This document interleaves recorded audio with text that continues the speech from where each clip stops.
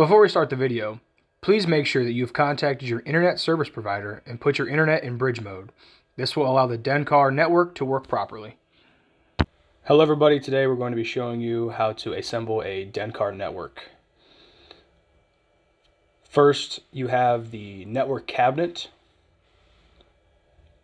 then the firewall, then the network switch, the Wi-Fi access point, the cellular modem, and lastly the UPS. To start the build process, all you're going to need is a simple screwdriver to assemble in the switch and the network. Everything's going to be already pre-installed, all the hardware, so all you're going to need to do is to simply just put the products in. Step one, you're going to take off all the doors to make it easier access to be able to get everything in where it's supposed to be. First thing you're going to do is install the firewall on shelf number 4. Next, you're going to take the side mounts for the network switch. These are located in the network box. There's a specific hardware box in there that comes with the screws and these as well. Just simply attach them to the sides. Once you've installed these on, you're going to put it into the shelf number 5 where it says network switch. Next, you're going to install the UPS. This just simply sits flat on the bottom of the network cabinet. Make sure before you slide it into the back that you have the power cords for the cellular modem, the firewall, and the network switch already pre-plugged in to make it easier for you to install it. Once you have the cords plugged into their appropriate spots, make sure you have the cellular modem power cord fed through the top of the network cabinet, because next we're going to be putting this on top.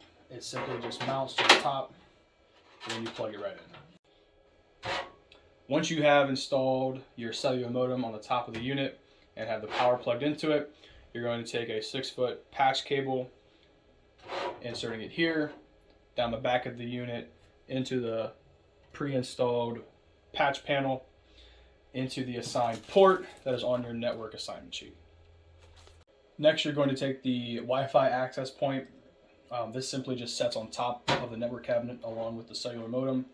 On the back side, you're going to twist this cover off, and this is where the Cat5 cable gets plugged into.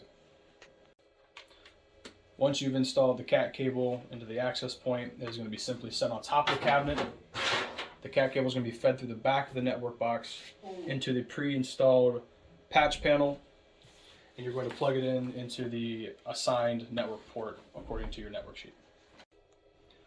Once you have the cellular modem and the Wi-Fi access point installed, you are going to have a 1-foot patch cable. You're going to take it from port number 1 here and take it up to the access point here.